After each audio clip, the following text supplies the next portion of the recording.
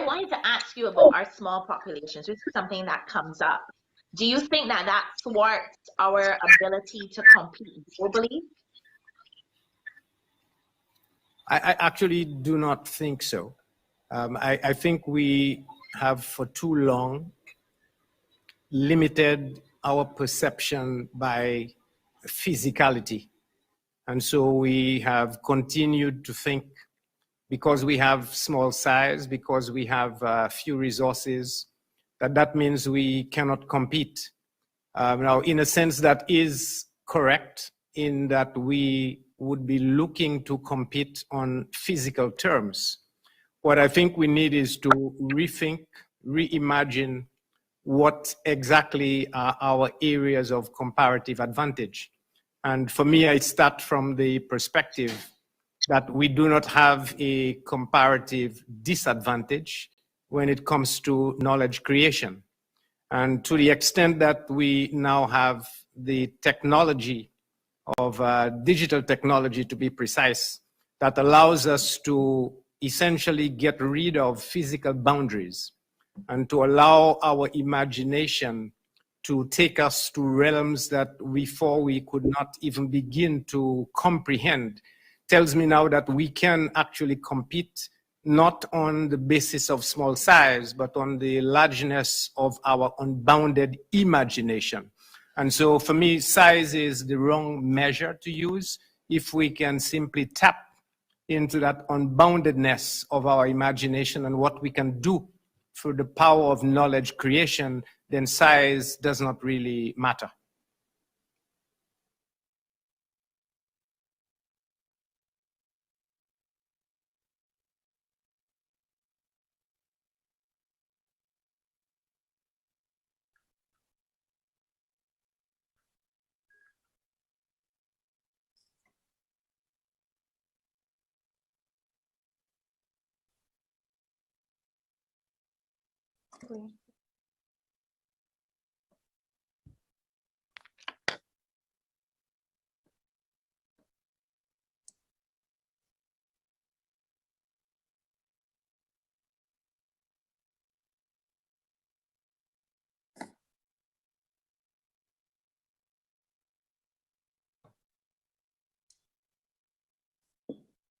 Good evening.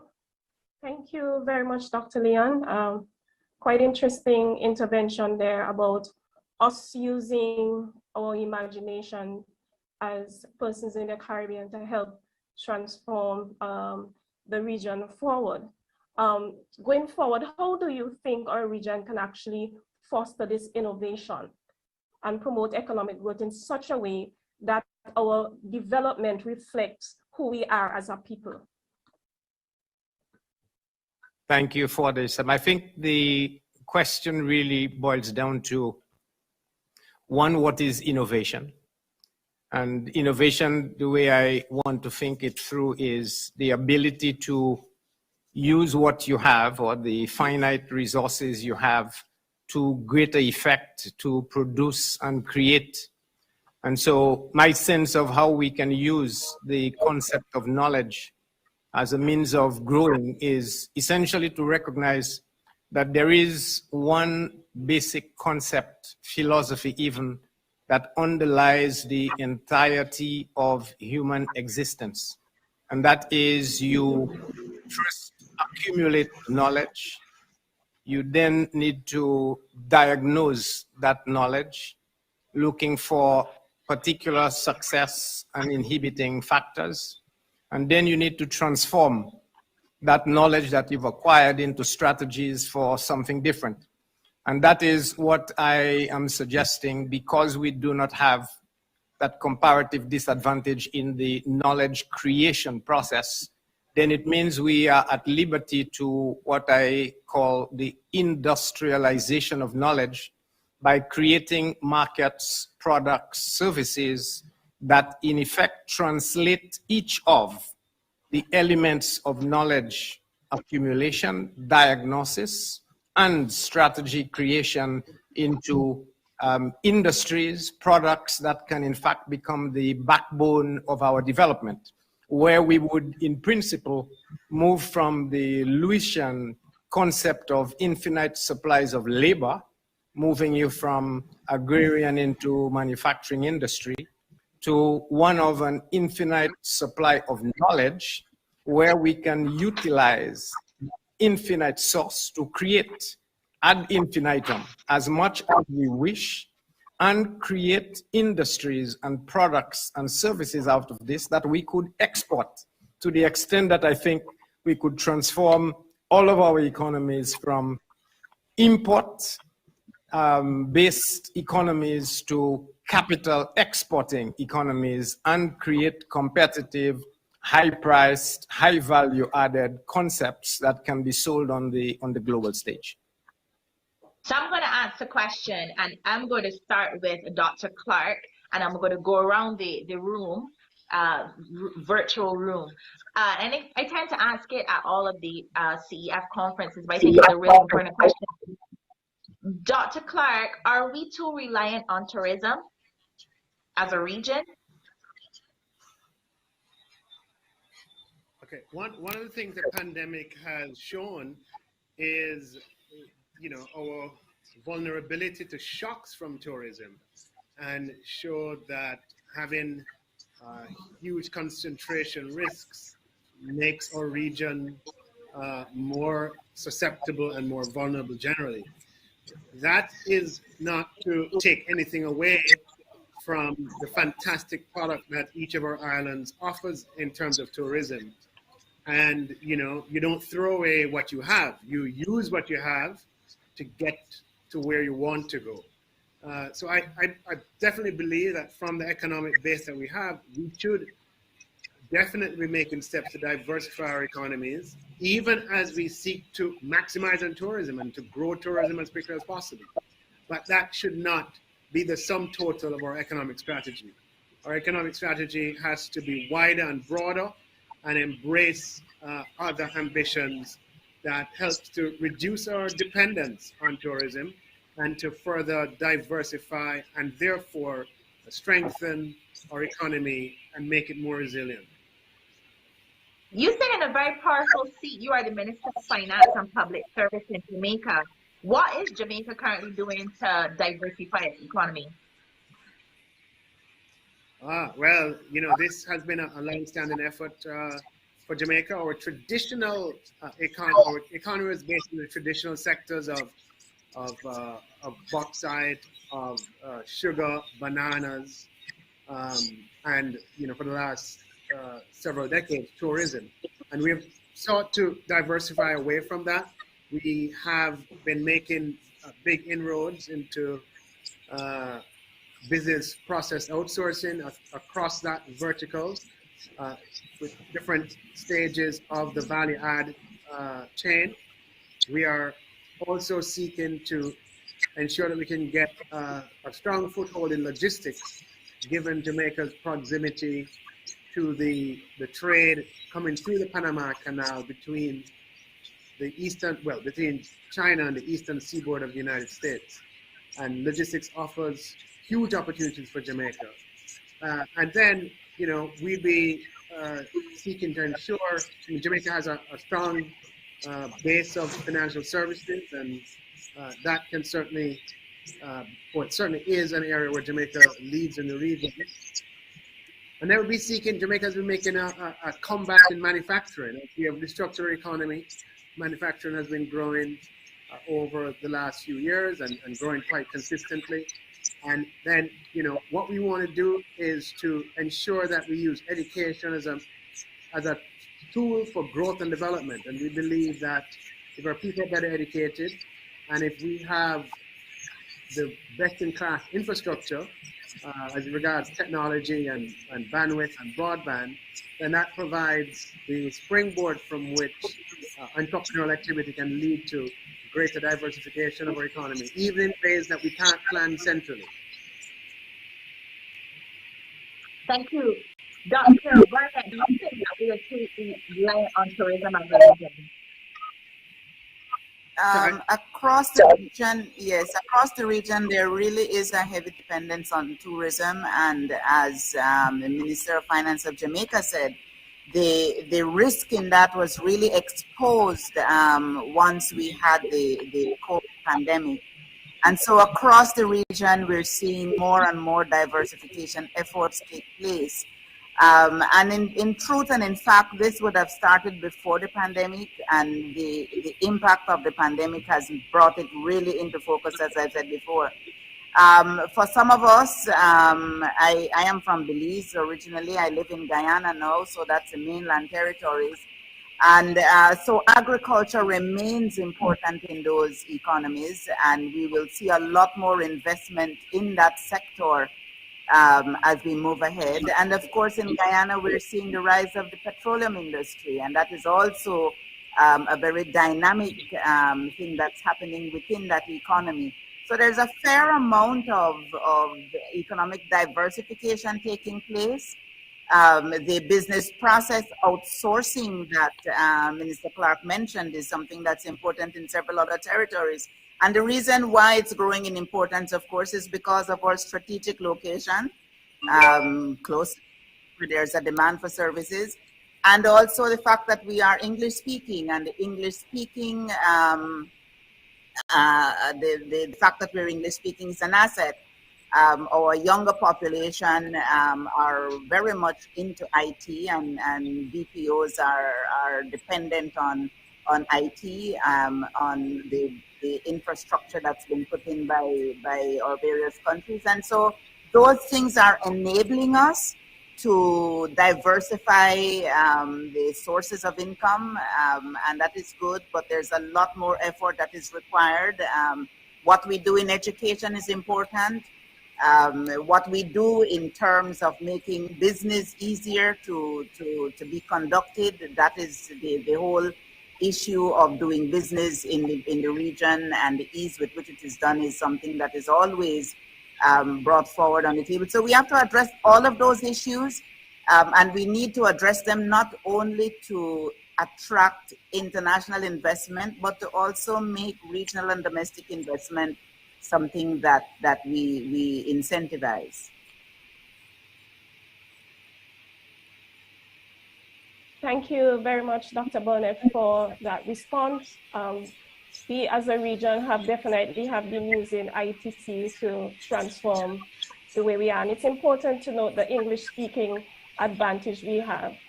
Good night, viewers. I would like to apologize for my colleague, Tony, who has lost connectivity. And so apologies on her behalf. At this time, I'd like to direct the next question to Dr. Leon. Dr. Leon, you have previously spoke about the concept of measuring. Measure better to look at targets. That is the concept of measuring. How do you see it as being implemented as a worthwhile recommendation for transforming the our region as we go forward? How do we better measure our targets going forward? Thank you for that question and the opportunity to elaborate on this.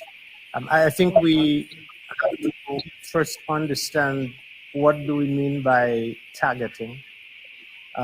Targeting is clearly the ability to be clear in our articulation of what we need to do.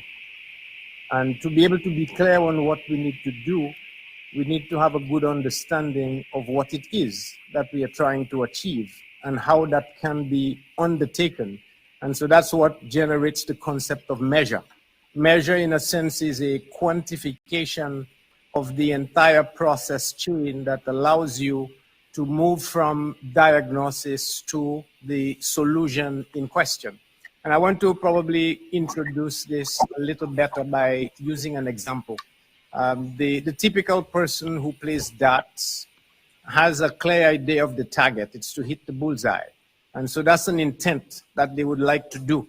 But to be able to hit that bullseye, they need to have I want to call it evidence-based structure, a technique on how you're going to hit that bullseye. And it might look like they're just throwing darts, but it becomes a very comprehensive and complex process of being able to rebound from earth in terms of physical pressure, translating that through the body, through the shoulders, into the hands, being able to measure now the propulsion of that energy through the air, capturing the idea of the resistance, the weight of the dart, the angle of the trajectory that will give you a high probability of hitting the bullseye. And I think the same parallel holds here. It tells you there's a lot of interconnectivity. There are a lot of parts that have to hang together and hang together in a perfect way to allow you to hit that target. And so when I use the concept of measure better to target better, it is to say if we are to reach the goals that we set ourselves in a development sphere, we have to be able to measure the entirety of the ecosystem, which is what is development. And development for us is this holistic, multidimensional approach that includes the socio, the economic, the production, the finance, includes the institutional, includes the environmental. And all of those need to move together in a way that can advance and self-perpetuate that system.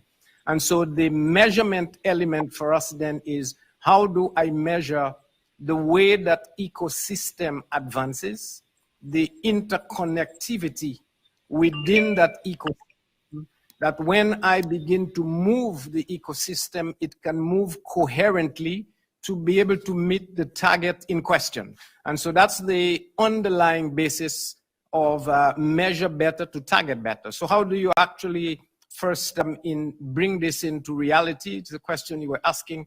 I think the first is we need to have a holistic concept of development that includes, one, the principle of resilience building. Second, if you are to generate resilience, what sorts of investments that you will need to be able to target? And if you are going to do this, at what cost in terms of the ability to have finance, the ability to get around your debt situation, and to be able to do it in a sustainable way. So that is one element of the measure better to target better that CDB is actually pushing forward. The second element of that is, how can you actually utilize that? And one of the ways you can utilize this is clearly through what we are saying now. We have an issue in the region where our vulnerabilities are not appropriately captured in things like access to finance, in that we use gross national income as a means, when I say we, the international community, as a means of classifying ourselves. What if we could now measure the concept of developing states' vulnerability better? Then we can actually generate better targeting of very finance that we need. And so we have now come up with this idea of a recovery duration adjuster that takes into account the length time it takes our economies to recover after a shock as the basis on which we can better target concessional finance to help countries develop. So it is a very broad-based topic. I use two examples here for you, but it equally means that we need to identify not only that connectivity that I've spoken of, but the use of more information, more data. And there we can think immediately of things like the use of big data. What if we can mobilize data that can help make better policy decisions?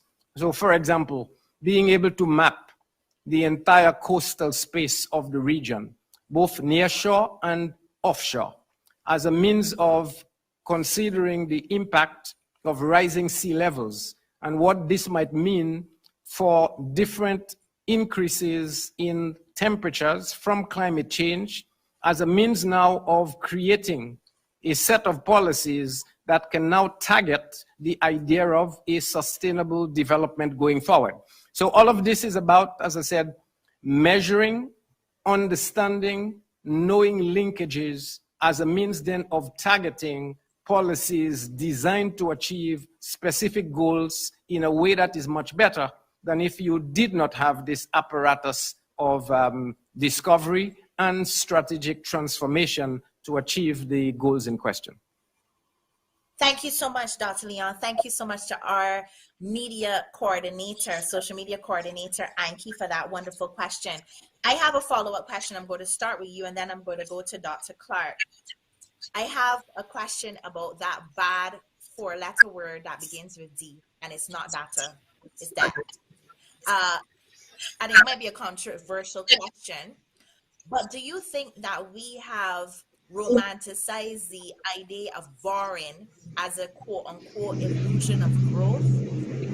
I'll start with you, Dr. Leon, and then I'll go to Dr. Barnett. And if we have enough time, definitely, sorry, Dr. Clark, and then if we have time, Dr. Barnett, Mr. Louisi. Thanks, Tony. I think we need to be careful we are not mixing concepts. Debt is a stock. It is the accumulation of borrowing over time. And you borrow over time to hopefully invest in quality activities, quality projects that in principle should generate growth, assuming you do it well. So there is a link between the accumulation of debt and the activity that is generated from that. And so in principle, you can say you need to have more debt to be able to grow.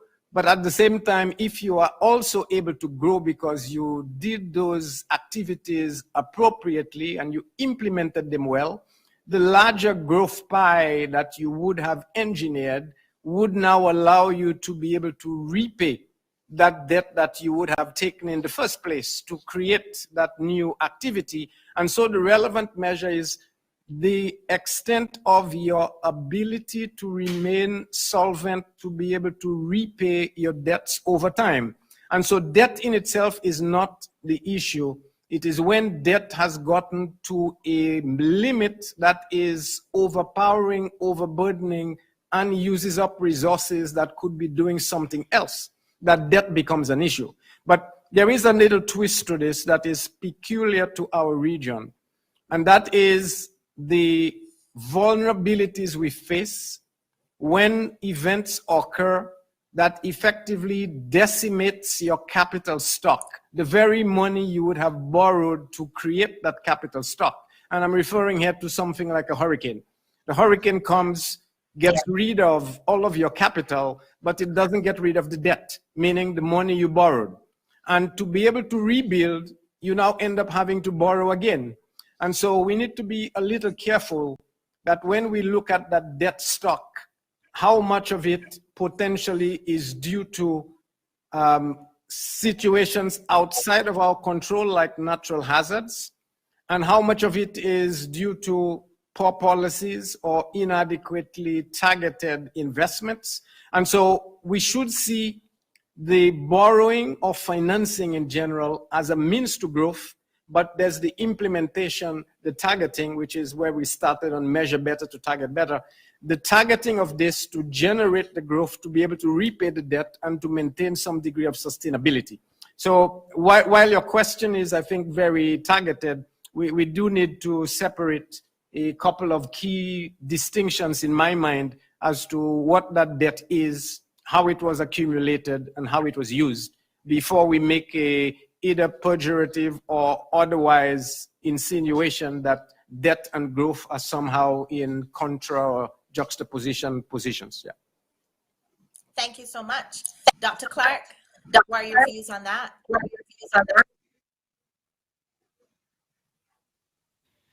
Yeah, debt has been a problem for Caribbean economies for quite some time.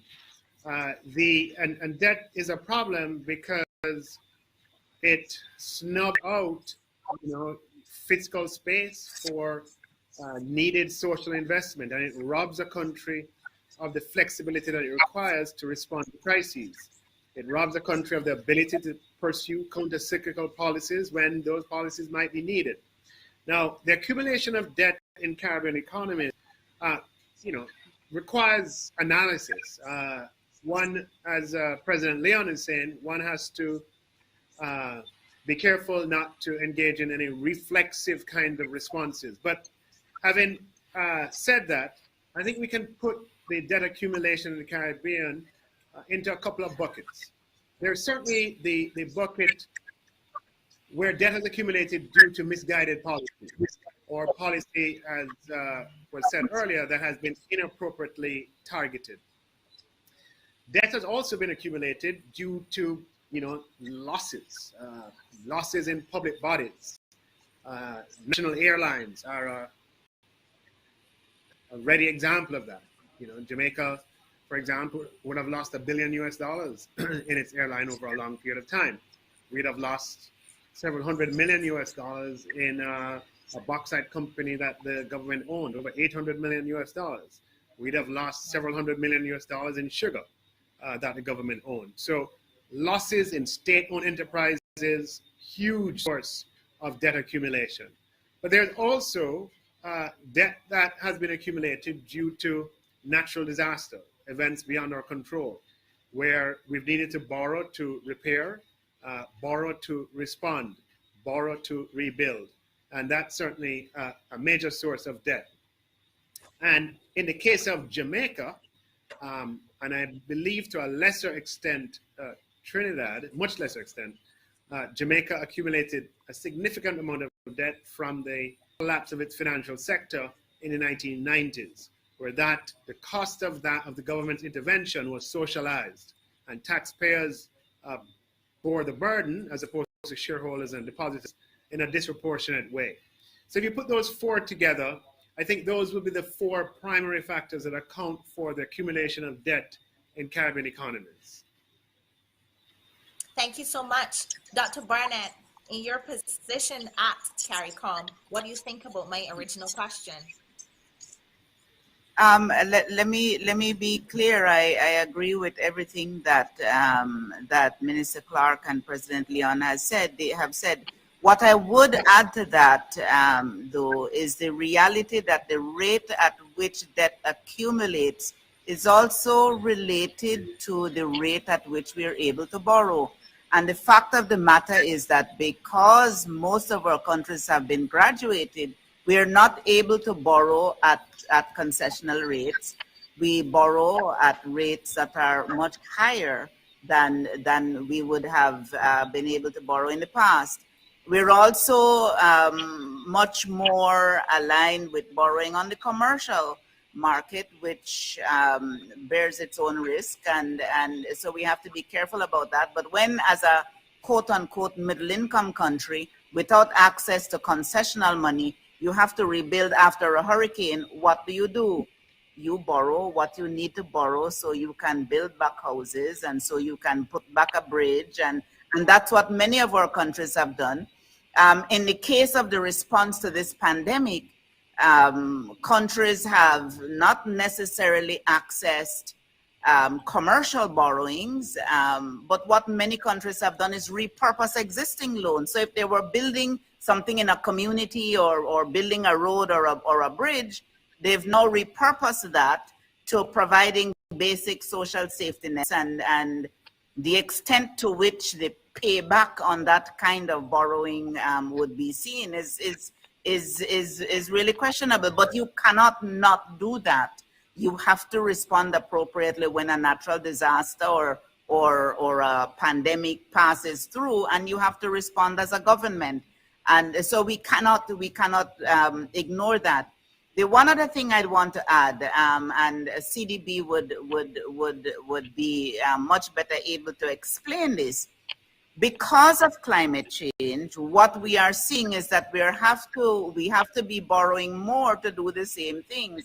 We have to borrow more to build a road now than we would have borrowed 20 years ago, because as the engineering for climate smart building it costs that much more to build a road if you want it to last the 100 years that you're supposed to be investing for. And the climate change is entirely outside of our ability to solve. That's really for the big countries that are causing it to commit to really making the changes that would make us not have to bear those additional costs. And that's a reality. We don't cause it, but we bear the burden. Dr. Barnett, I am beginning to believe that you're clairvoyant because my next question was going to be about climate change. But I will start with Dr. Louisi. Dr. Louisi, Not doctor. what Not Dr. do Louisi. you sorry, but to me you are. So, Mr. Louisi, in what ways do you think our region is affected by the climate crisis? And how do you think we can tap into that $150 billion that we heard is needed to correct the climate crisis? That's my question to you.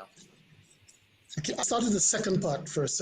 We have to actually ensure that $150 billion is a reality, because it's really, as it is described, the countries have been kicking the can down the road, promising and promising, and it's not materializing.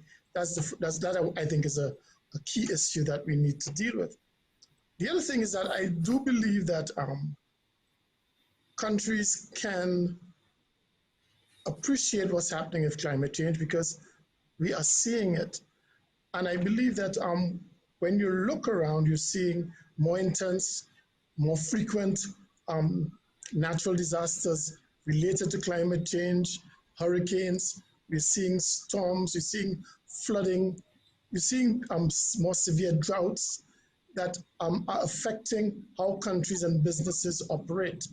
I believe it's absolutely essential that we get not just the countries and the public sector, but the private sector to understand the implications and the impacts of climate change, the way they operate is affecting and impacting climate change, and what they themselves can do. One of the things our CARICHAM has done as a network of chambers of commerce is put front and center on our agenda, one of our key pillars, the issue of disaster risk resilience. And we have developed a whole program of activities, of knowledge sharing, of information sharing, of training and development. One of the things we recently did was we developed a business guide for small business on climate change, on business continuity planning. We've developed a tool that we could help and you can let small business use to develop your own business continuity planning so that they could take account of climate change, they could take account of the risks associated with their operations and what they're doing and how they could combat and mitigate the risk. We have done this and it's only released 2 weeks ago, and we've done training so that chambers of commerce in our network are able to help businesses follow the business guide and use that toolkit to develop the business continuity planning. So I think the whole issue of disaster risk resilience, disaster risk diagnosis, as well as business continuity planning must be mainstreamed in operations of business so that they could do that. And CARICHAM is playing a key role in strengthening its members' capacity to do that. Thank you so much. I'm going to turn my attention to Dr. Clark. Dr. Clark, 2 countries, and persons say they're allegedly 2 of the biggest proponents of the climate crisis, did not show up at COP26. And there they had ones that are saying that they need to tap into this money. What are your thoughts on the entire situation as it relates to the climate crisis and the Caribbean being able to get some form of money from what Mr. Louisi said might be a figure that might be pulled out of a hat? Yes, so we are on the front lines of the climate crisis. Our economies, island states in the Caribbean and the Pacific and elsewhere feel the brunt of rising sea waters, rising temperatures, greater frequency of tropical storms. So I think, we have to pursue a bifurcated strategy. I definitely think we have to the extent that we can, take some of these matters into our own hands and do what we can to mitigate and certainly to provide financial protection. And on the other hand, I think we need to work in partnerships and with larger economies to ensure that the problem does not get worse and that the benchmarks and the convergence that's required in emissions and other standards are observed and met and fulfilled. As far as doing what we can, you know, what we're doing here in Jamaica, we've had the direct experience of natural disasters and the frequency of them, exacting a fiscal price and diverting funds from other worthy causes in our budget. And we are implementing, as a result, a multi-layered strategy for the financing of natural disaster risk, where we have a suite of products that can provide resources in the event of a natural disaster. And that, you know, lowers the risk premium, enhances our rating, and puts us in a position that's better than we'd otherwise be. Now, we'll never be able to accumulate enough fiscal resources to repay the costs of natural disaster. What we aim to do and what our policy aims to achieve, however, is to provide the emergency financing that is required in the event of natural disaster. And it's emergency financing, the financing that you cannot avoid when natural disaster comes, that we seek to be able to have access to through these products. So we have, and this is not a forum on this particular topic, so I won't take too much time on it, but suffice to say, we have multiple layers consisting of budgetary financing on an annual basis, building a natural disaster fund, having credit contingent claims with other multilaterals like the IDB, obviously being a part of the CRIF facility.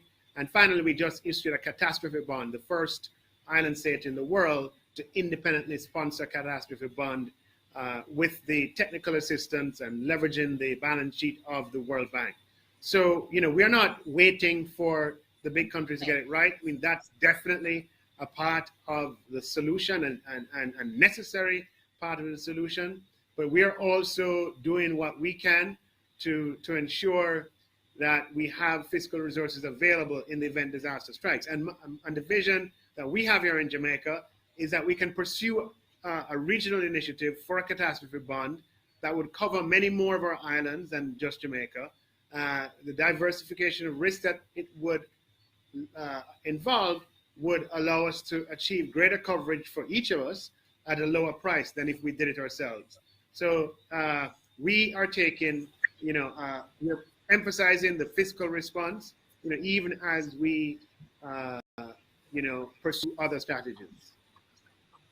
Thank you so much. We have to go to break, but I need to ask Dr. Leon this question. I really want to get your thoughts on this. I am no spring chicken, but I am a millennial. And right now, when you look at the global workforce, the majority of persons in the workforce would be millennials. When you go on social media, a lot of millennials, because we're not Greta Thunberg's age, Greta is a Gen Z, a lot of millennials cannot fathom why they focus on climate change when there's so many people fighting after pandemic to put food on their tables. Where is the disconnect between those priorities, and where have we gone wrong, and where can we turn around? You know, what are we doing wrong as it relates to educating persons about the importance of the climate crisis? Thanks, Tony. I think there are two aspects to that question. The first is we probably do have a communication failure between government authorities and the people, as I think was highlighted in the survey at the very beginning of this segment, that says people were looking for, one, more engagement, and second, a yearning for more youth-related focus on activity. And it's clear it's something that one needs to do, but it does tell me that there are two elements that we need to pay a little more attention to. One is the notion of social well-being, social resilience, and the second is about governance. And the governance process is here in terms of how do we communicate, how do we govern, how do we share information, such that the body politic is aware and is cognizant of the constraints in which we operate. And so while the reality is, yes, that some people are in need of food on the table, and that's an immediate need that needs to be communicated about, it is equally true that the climate-related issues we are talking about is of an existential nature. And I raise that to make one connecting point to add to what Minister Clark has already very, very well articulated. And that is, as of today, we are at 1.1% in terms of temperature rise over pre-industrial levels. That temperature is not going to be reversed. What we are talking about is how do we flatten the curve of the eventual rise in temperatures going forward. And so we have an eye on, can we keep it to 1.5, or do we allow it to go to 2.7 or 2.5, as the case may be? And why this becomes important, and I say it's an existential issue, is the flattening of the curve is mitigation. And we need to do everything we can on our own with the larger countries who are creating the problem to mitigate. But the reality is we are at 1.1. And as I said, that cannot be reversed. And we are already seeing the impact of that 1.1. And therefore, the message has to be, we have to continue to live with at least 1.1. And so the game in town for me is adaptation. How do we create a society, both in terms of sharing, in terms of sharing the bad news, as it were, in terms of making them aware, in terms of telling them how our lives will need to be adapted, because where we are now is the very minimum of what we will need to live with going forward. And so both messages need to be communicated. Both messages need to be shared. And I go back to where I started. I think we probably have communication failure, in that we probably have not done enough to be able to make both arguments as being super important, and equally to say why we are doing what we are doing to tackle each of those two in themselves existential problems that we are facing now. We need the innovators in the region to possibly do a very dynamic documentary on how the climate crisis is affecting our region. But without any further delay, we have an intervener. Her name is Tricia Canis, and she is the president of the Barbados Private Sector Association, and she has a note for you. Thanks, Tricia. Good night to the panelists. Thank you so much, Tony, and fellow colleagues. If the pandemic has taught us nothing, it has shown up our economic vulnerability vividly. As previously discussed, economic resilience by way of diversification is the only sustainable strategy to buttress the current and future headwinds occasioned by climate change, the continuing impact of the pandemic, and an increasingly hostile and tribal approach by larger developed economies in protecting their interests. For some Caribbean territories, the largest economic threat, apart from the impact of the pandemic on tourism, is the impact of the imminent introduction of a global minimum rate of tax on their international business sectors, which account in most cases for significant proportions of their tax revenues. My question to the panel: what role are your respective organizations playing in advising regional stakeholders and governments on strategies to mitigate this threat? I will ask Dr. Barnett to address that question. Thank you very much, Tony, for passing that question to me. The reality is that we are in a situation where the advanced industrial countries have already decided that they're implementing this global minimum tax rate. It's not as if we can tell them not to do it. It's as much as an issue that we as climate change, we have to figure out how we're going to live with it. We can advocate to have them not do it. We can, and we're doing the best we can to explain and indicate the difficulty that will have on those of us who have economies that cater to companies, that international companies that that have presence in the region. But that is a reality that, that we face with the global system in which we live.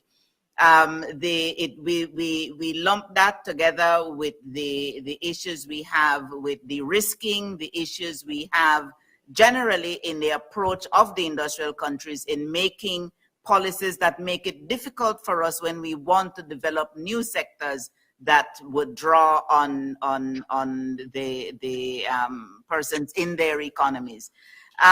It's a very difficult one. I suspect we're going to see some economic dislocations take place. The reality with those kinds of policies as well, they're often not targeted at all countries. They are targeted at countries in the developing world that are opening up new sectors. So, for example, when we were talking about de-risking and all of the issues that we faced in the developing world, in the Caribbean in particular, with the new restrictions that were being set, we were not the only jurisdictions in the world that did what we were being asked not to do, but it is only the jurisdictions in the Caribbean. You have tax-free jurisdictions in Europe, you have tax-free jurisdictions in parts of the US, and those are not being asked to do the same things that we are being asked to do.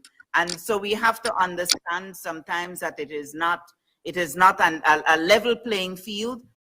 And we are expecting that there will be issues arising within our economies for those who are going to be affected once that global minimum tax rate gets rolled out. I don't know. We're continuing to advocate to a rethink of that. We're continuing to see how difficult the timing all of that is, because it is going to present dislocations for us. But we are in a situation, the reality of which is that the developed world has already made agreements among themselves to do this. And we are going to be bearing the burden of dealing with that where it affects us as well. Thank you so much for your contribution. All very interesting. We have a break. We'll be right back. Please don't touch your remote controls to all viewers across the region. This is the Central Bank of Barbados's Caribbean Economic Forum. We'll be right back. You get into international payments. Forex online. Easier, faster, and convenient. Forex online. Just register and you can make payments. Forex online. So simple from home. Now that's convenient. Forex online. To send money abroad, it easy. To your friends, even your family. Visit centralbank.org.bb. Apply online, get a response promptly. If a legacy for the family, education, refunds, and royalties. Yeah, you got the idea. Sign up and get started right away. You get into international payments. Forex online. Easier, faster, and convenient. Forex online. Just register and you can make your payments. Forex online. So simple from home. Now that's convenient. Forex online. CBB 101. Economics about you and me. CBB 101. Economics about you and me. Understand the economy. How we live, how we eat, how we spending. That is all are we. Protecting and safeguarding our savings, our stability. Maintaining our dollar, you see. That is all are we. Come on and see. CBB 101. Economics about you and me. CBB 101. Economics about you and me.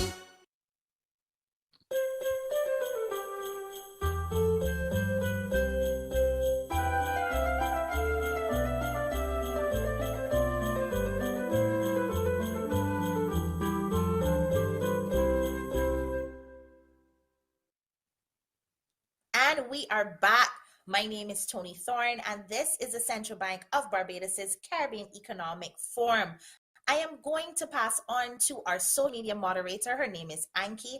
Anki, good night once again.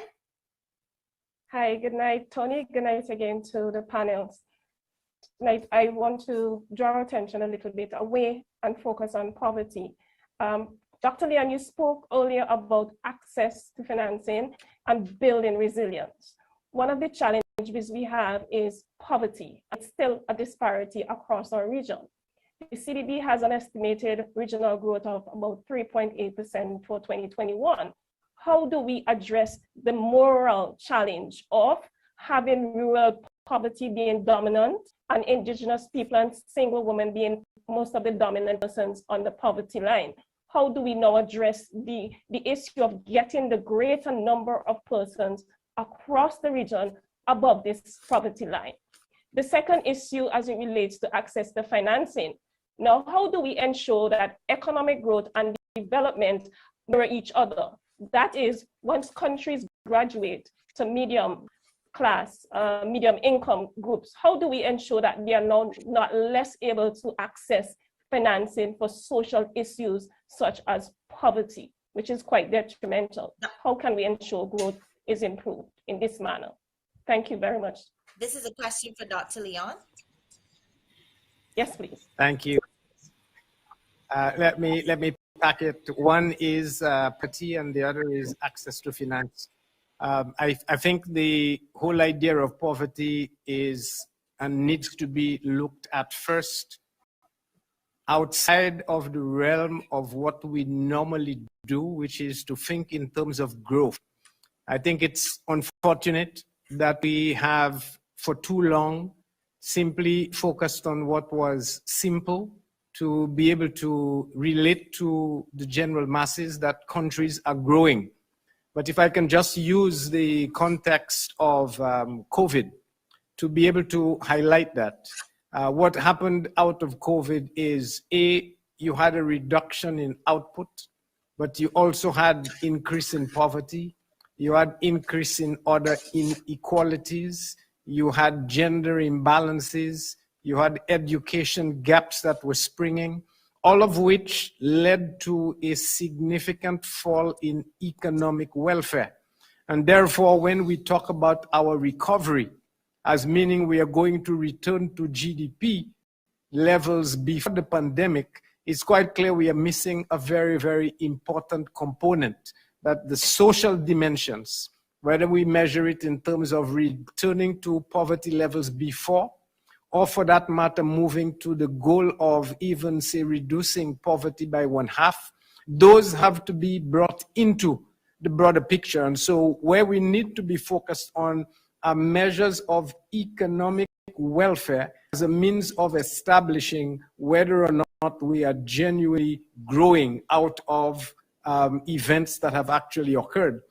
In the case of poverty, as one dimension of this broader economic welfare that I'm speaking of, we had made a rather initial estimate that we would need to almost double our investments to even get poverty to 50% of levels it is now. And so it is quite clear tackling poverty is a mammoth task. And if we are to add other dimensions like the other SDGs, it's clear the financing we need is much, much more than is available. And so I think the bigger issue is how do we then tap into access what I'm simply going to call affordable finance. And that affordable finance, how can it be directed in a way that targets what would be higher priority elements? And it is clear that we need to make poverty a high priority. And I think for me, it translates to having a goal whereby we could say all governments in the region want to target, let's say, reducing poverty by 1/2, whatever the levels are now, by a fixed date, and commit to prioritizing the efforts in terms of how they deploy those resources towards eradicating that poverty. And I think we have to be able to see this as a high priority. Now, it will mean, by definition, that some other elements of this broader holistic development context we are talking about will not be able to be met. But it will not be able to be met only in the sense that we cannot obviously do everything at the same time within the finite resources that we have. But ultimately, you have to put priorities, and those priorities have to reflect the social contract that we have between the political and the people as a means of establishing how societies are going to actually function.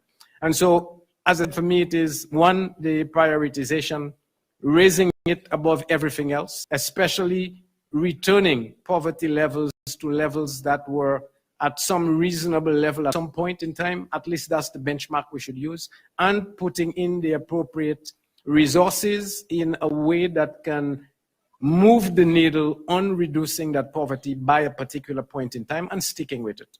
At least that would be the initial line, but we cannot take away from the broader development. Thank you, Dr. Leon. We have an intervener, and she is Renee Atwell. She's the CARICOM Youth Ambassador from Trinidad and Tobago. Hi, Renee. Hi, good evening, Tony, and good evening to the panel. Of course, as a Caribbean youth leader and, of course, Dean of the CARICOM Youth Ambassador Corps, it would be remiss if I didn't highlight, of course, the importance of youth to the economy and more specifically to sustainable economic growth. Of course, considering that CARICOM has a large youth population, it is important for young persons to be provided with opportunities to participate in the economy. However, of course, in order for youth to participate, they must be provided with the skills necessary to do so. And so my question therefore really centers on youth economic empowerment. You know, what can we do as a region to ensure that young persons are provided with the knowledge, the skills, and the confidence that they need to participate in the economy, whether it be through formal career or entrepreneurship outside of the formal education system? Mr. Louisi, I'll ask you to take that question. Well, I think that I'll probably use the example of the St. Lucia Chamber of Commerce, where I'm the executive director.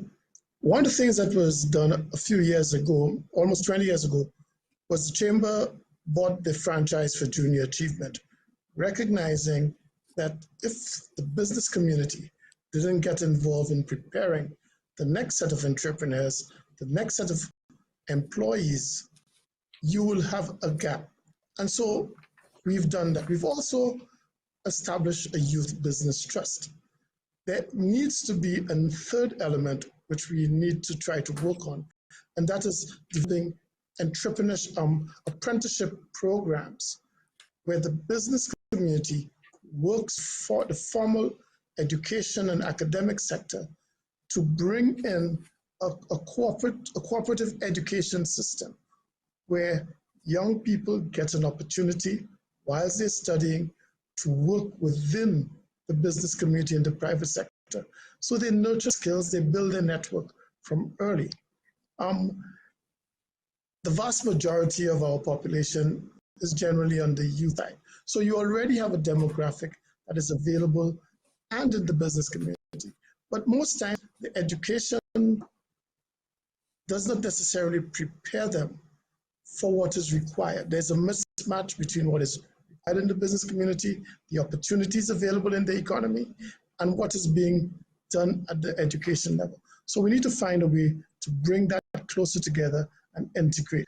And I think that can be done by the partnerships, by the involvement, by apprenticeship programs, and involving the business community in defining and designing the curriculum.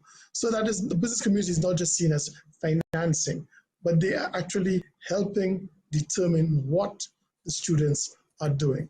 And I think if we could bring academia and the business community together, the business community could get resources or human resources, and the academia could get a better reflection of what is required in the business community. Dr. Clark, please don't rest on your laurels. I have a Scott Bonnet question for you. But before we get to that question, we have an email question that has been submitted.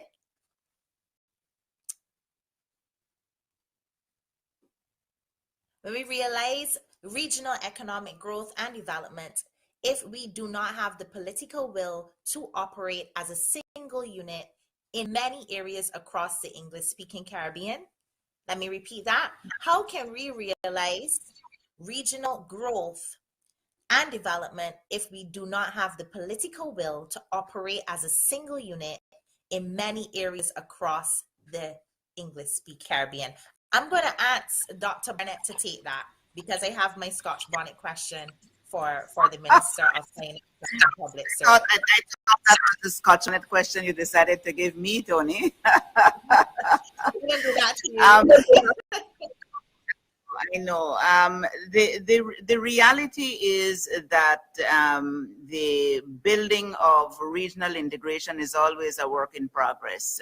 And what happens in the Caribbean as CARICOM, where we decide to do certain things, and in particular, we're talking about building the CSME, the CARICOM Single Market and Economy. The decision to do that taken some time ago required us to build out a structure. And the building out of that structure is what we're talking about when we say it's taken us time to operate as a unit, or however the question was put. As I said, the reality is it's a work in progress. The reality is that what we've seen in the last 20 months is a level of cooperation and collaboration because of being in this crisis, where our political leaders have recommitted and have placed greater emphasis on some of the things that we do need to do together to create a basis for regional economic growth for the economy of the region as a whole. But always remember, growth for the regional economy is really the sum of economic growth in each of our countries. So it's not necessarily only a regional policy that we're talking about. We're talking about what countries do at the national level in order to be able to, one, implement those things that are required to be implemented to bring this regional economic space into being, but two, also do the things that they need to do to make sure that all of our individual regional economies are strong, that we're growing young entrepreneurs, that we are promoting innovation, that are doing all of those things at the national levels, because at the end, the regional level really is the sum total of the national levels. Now, in terms of what we need to do at the CARICOM level, separate and apart from implementing those things that we're talking about, such as free movement,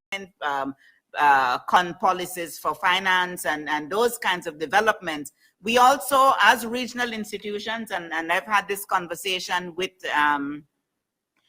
President Leon here and with other institutions, as regional institutions, we need to work better together. We need to collaborate more. We need to cooperate, because each of us come to the table as regional institutions with particular skills, expertise, resources.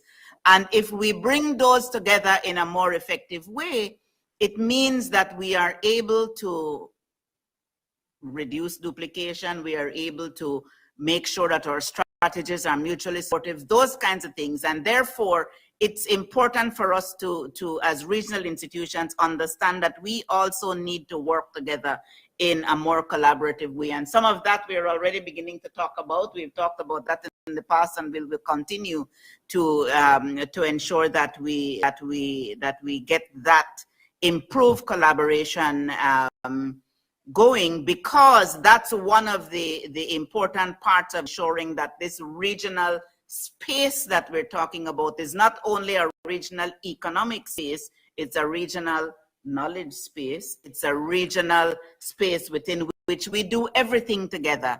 And therefore we have to understand the coming together of what happens at the national level to create the regional space that we're talking about. And yes, we need good policies at the regional level. We also need good policies at the national level.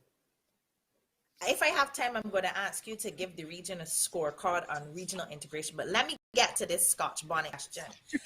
Jamaica is doing very well. I saw the news about 2 weeks ago.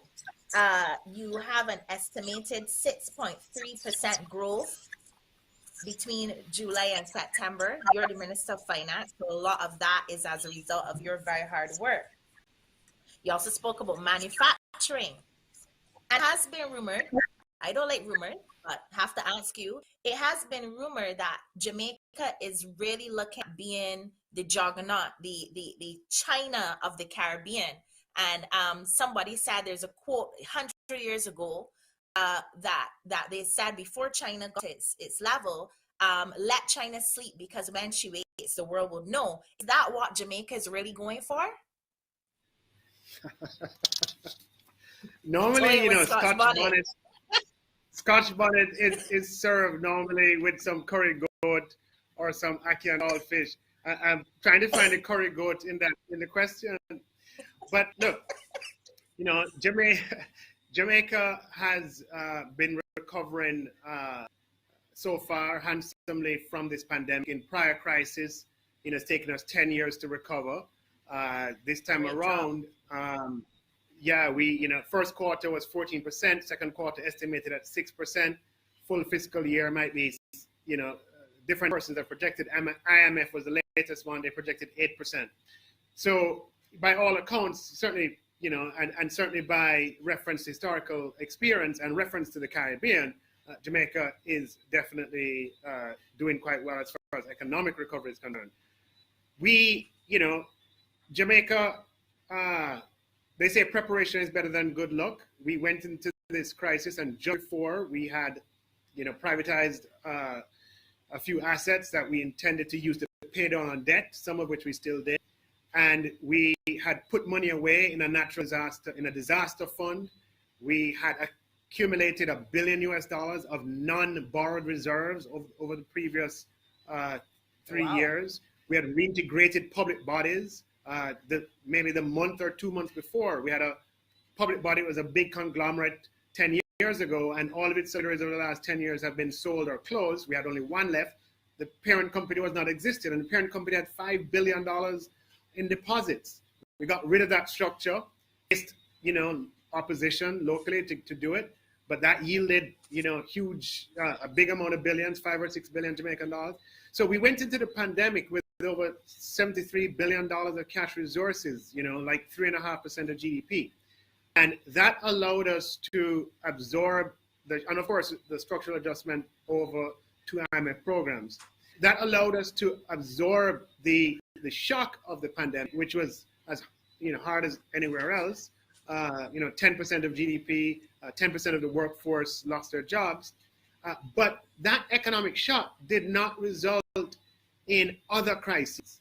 And what has happened in the past is that we have an economic shock, and because we don't have buffers, right, it leads to either a debt crisis, a financial crisis, a fiscal crisis, or a balance of payment crisis. In this case, in this pandemic, even though we lost $2.5 billion of foreign exchange inflows, 80% of our foreign exchange inflows evaporated, we never ended up with a balance of payment crisis, as we're seeing in a couple of countries in the Caribbean region. Why? Well, over the, you know, we had pursued policies towards implementing inflation targeting, started in just a few years earlier, and we had, you know,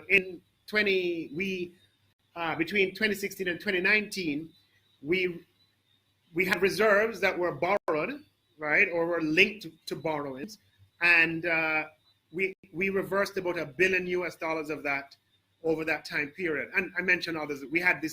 We put away some funds. We had 100 million Jamaican dollars in a contingency fund for 30 years. In 2018-19 and 2019-20, we increased that 45 times.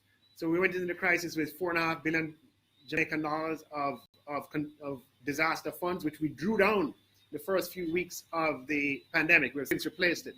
So though we had lost a lot of 80% of our foreign exchange inflows, we never had a balance of payment crisis. Although our debt shot up from 94% to 110, one of the highest in the region, second only maybe to Barbados, right? Although our debt shot up extremely high, we never ended up with a fiscal crisis. We went into this crisis with more debt than several countries in the Caribbean, most countries in the Caribbean. But again, because of what I described, we had the buffers, we had those fiscal resources, those cash resources that we had just harnessed in our reform program. We were able to respond without the shock generating other crises. And it's a great lesson that if you can maintain stability throughout a crisis, it doesn't mean it's not painful. It doesn't mean you don't suffer economic loss. It doesn't mean you don't suffer loss of jobs. But what it means is that you have the flexibility to respond to the crisis in a way that does not precipitate other crises. So if you look on the back of a piece of paper, other countries in the Caribbean went into this crisis with better metrics than we did. They had higher growth rates than we had. They had lower debt than we had. Okay, and I don't want to call any names, but those who are familiar with Caribbean economics would know. But though they had better growth rates and lower debt ratios, etc., we were able to maneuver through the crisis significantly better because we had higher buffers, and as I said, many of them just harnessed preparation better than good luck, and we had a level of institutional stability. Now, in terms of the Scotch bonnet element of your question, Jamaica's always been a country with huge ambitions, a country that has a worldview and sees itself with a destiny and a message for the world. The leaders who have come out of Jamaica, the messengers and the prophets, so to speak, have all espoused that kind of ideological view about Jamaica. So it shouldn't surprise anyone if Jamaica wants to be strong. But let's make no mistake about it. Our neighbors in the Caribbean region start out in 2021 with far higher levels of per capita GDP than Jamaica. So in the Eastern Caribbean, in the Northern Caribbean, in Bahamas, etc., per capita GDP levels and levels of that are far higher than Jamaica. So we're doing well now, and we're doing better than we have done in the past, and we're recovering a bit faster than the rest of the region. But we have a long way to go. But we are Jamaica has always seen itself as a place of destiny to fulfill, a message for the world. And, without any offense to any other region, all of these are compatible visions. We see Jamaica as the center of economic, cultural, and social life in the Caribbean. And you're all welcome at any time. I realize that you said everything, but whether or not you intend to be the China of the Caribbean. But y'all are, as you say, liquor, but you're talking. I'm going to ask, we're pressed for time, but I have to ask Dr. Leon to weigh in on that question and all that Dr. Clark would have said. Let me probably make one point, Tony. I think what Dr. Clark or Minister Clark has said encapsulates exactly where we started. What really matters and what really distinguishes our countries from the other broader developed countries we compare with is what we are calling your internal resilience capacity.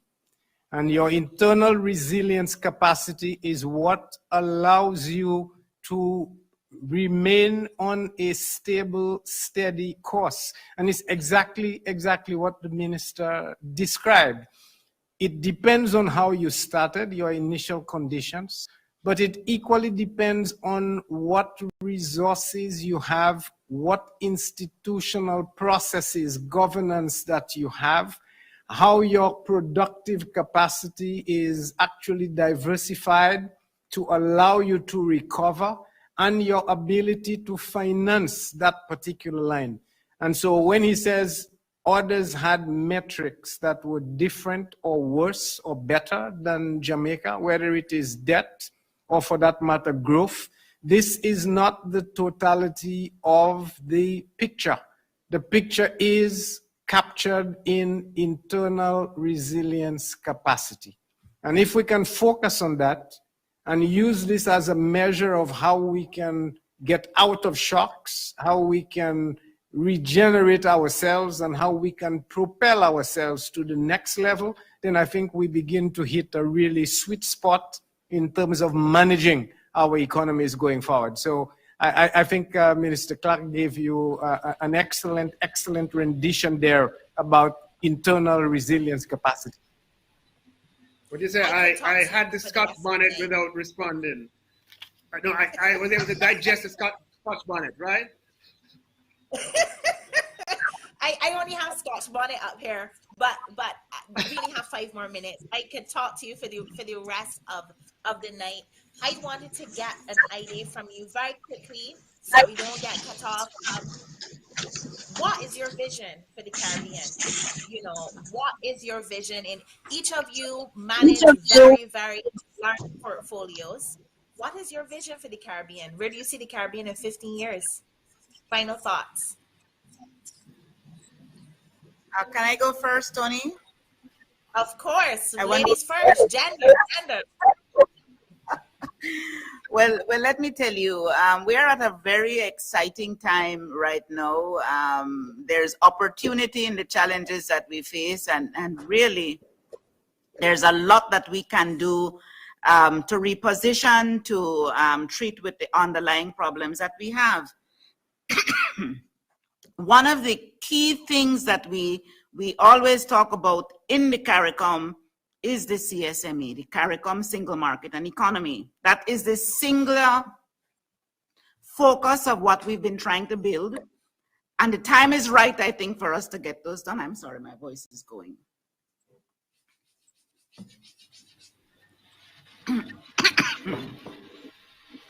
You asked before what grade I would give to just kind of ask it in passing. Well, it depends on whether you're talking about desire or delivery. And there is a great desire at this time, I would think, because countries recognize more and more, or member states are recognizing how important it is for us to realize the central elements of the CSME. And so we're at a place, I think, where we can get those key things done. One of the things we have to recognize is that we can spend a lot of time creating the infrastructure, but the CSME really is about the people. It's really about people getting up and moving. It is really about people moving from country to country. It's about the private sector being able to take advantage of what we're trying to do to make it easier to do business within the Caribbean. Do CARICOM nationals feel as if they are a part of CARICOM, of the regional initiative?